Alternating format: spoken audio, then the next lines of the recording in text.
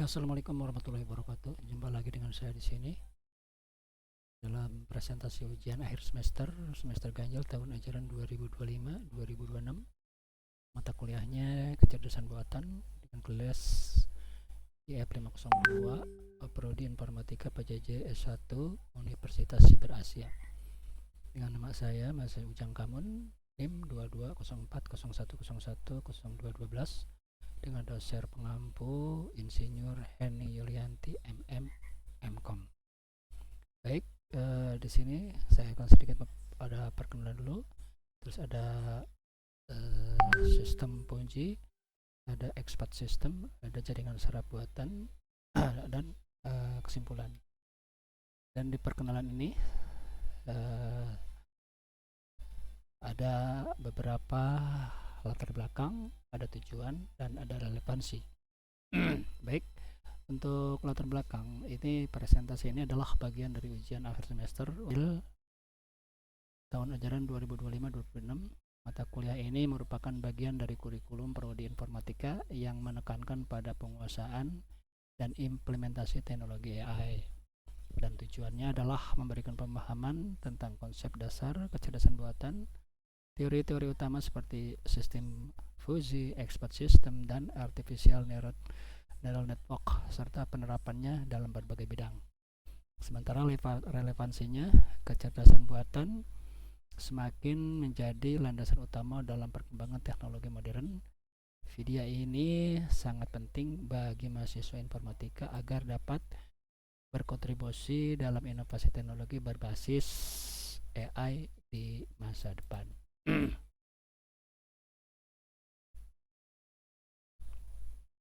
Selanjutnya terkait dengan sistem puji.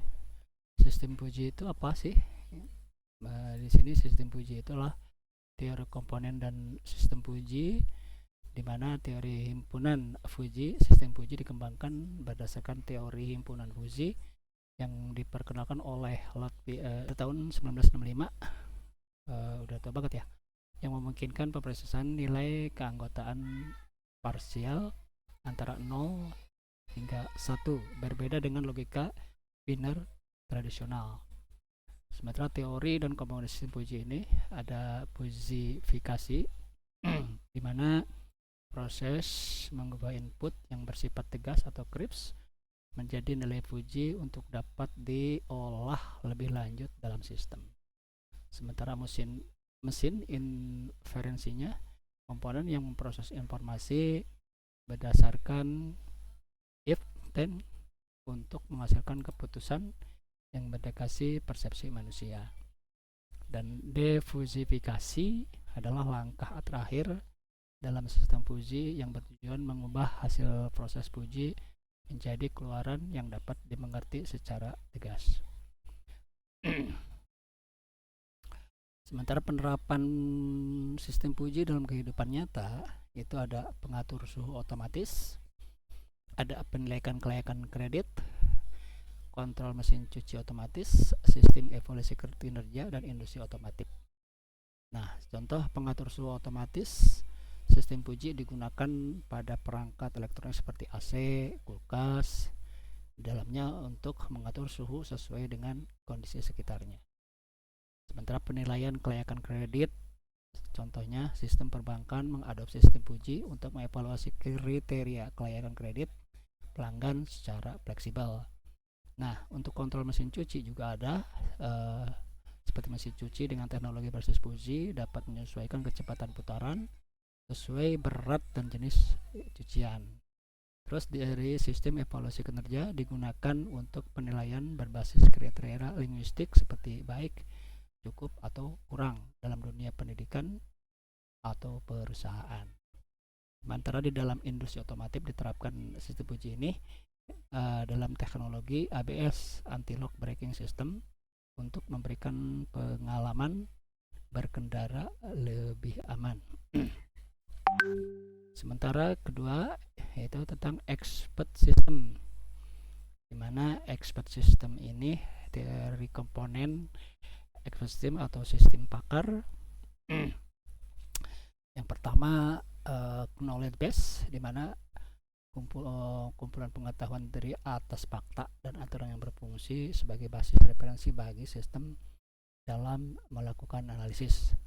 Yang kedua, intervensi engine, di mana komponen inti yang menggunakan mekanisme seperti forward chaining atau backward chaining untuk menghasilkan rekomendasi dari basis pengetahuan.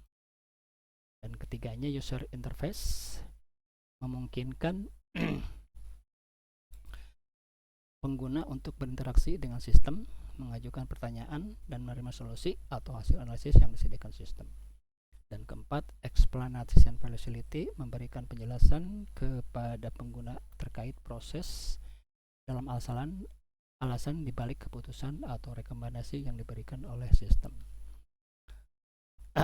Nah, di dalam aplikasi praktis expert system atau sistem pakar, yaitu di mana sistem diagnosis medis membantu diterapkannya di dalam membantu dokter dalam mengidentifikasi penyakit berdasarkan gejala yang dimasukkan ke dalam sistem. Nah, di dalam konsultasi hukum dan perpajakan, sistem pakar ini juga memberikan saran hukum atau pajak berdasarkan situasi spesifik pengguna, mirip dengan konsultasi dengan pakar di bidang hukum. Untuk seorang pengambil keputusan di pertanian, sistem pakar menyediakan informasi tentang pola tanam, jenis pupuk atau pengendalian hama berdasarkan data lokal dan kondisi spesifik lahan.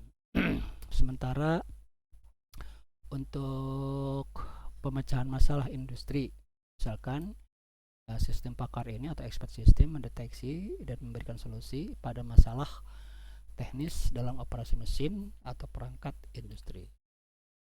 Nah, selanjutnya yang ketiga, artificial neural network (ANN) atau jaringan saraf buatan. Itu teori dan struktur artificial network (ANN) atau jaringan saraf buatan itu pertama ada lapisan input sebagai penerima data. Lapisan input adalah tahap awal yang menerima data mentah dari dunia nyata sebelum diproses lebih lanjut di dalam jaringan. Terus selanjutnya lapisan tersembunyi untuk pemrosesan kompleks, di mana lapisan tersembunyi bertugas menganalisis dan mengekstraksi pola-pola penting dengan menggunakan algoritma tertentu seperti back propagation. Selanjutnya lapisan output sebagai hasil akhir. Lapisan output menghasilkan keputusan, prediksi, atau hasil berdasarkan pola dan data yang sudah diproses sebelumnya. Nah, di dalam teori struktur artificial neural network atau ANN, jaringan saraf tiruan, yaitu satu, penyesuaian bobot neuron, di mana proses pelatihan dilakukan dengan menyesuaikan bobot antara neuron untuk meningkatkan akurasi hasil. Dan kedua, mekanisme belajar oleh contoh, di mana ANN memanfaatkan prinsip learning by example sehingga jaringan dapat belajar dari sampel data yang diberikan. Nah, di dalam penerapan ANN dalam kehidupan sehari-hari itu bisa dilihat dari pengenalan wajah dan sidik jari digunakan dalam perangkat smartphone untuk identifikasi pengguna dan fitur keamanan berbasis biometrik. Kedua, ada sistem rekomendasi. ANN membantu mengenali preferensi pengguna dan merekomendasikan film, musik, atau produk e-commerce yang sesuai. Ketiga, deteksi penipuan transaksi perbankan. ANN digunakan untuk mengenali pola transaksi yang mencurigakan guna mencegah adanya aktivitas penipuan dalam sistem keuangan. Keempat, prediksi cuaca. Dimanfaatkan juga ANN ini pada prediksi cuaca untuk memproses data atmosfer dan memberikan ramalan cuaca yang lebih akurat. Yang kelima, analisis data kesehatan, di mana ANN mampu menganalisis data medis seperti deteksi penyakit atau monitoring kondisi kesehatan pasien. Dan kelima adalah kesimpulan. Dalam kesimpulan ini peran utama dari sistem Punji adalah mengenai ketidakpastian dan ketidakjelasan linguistik yang sering muncul dalam kehidupan manusia. Implementasinya seperti pengatur suhu otomatis pada perangkat elektronik telah meningkatkan efisiensi dan kenyamanan masyarakat modern. Sementara expert system menunjukkan keunggulan dalam pengambilan keputusan yang didasarkan pada pengetahuan pakar manusia.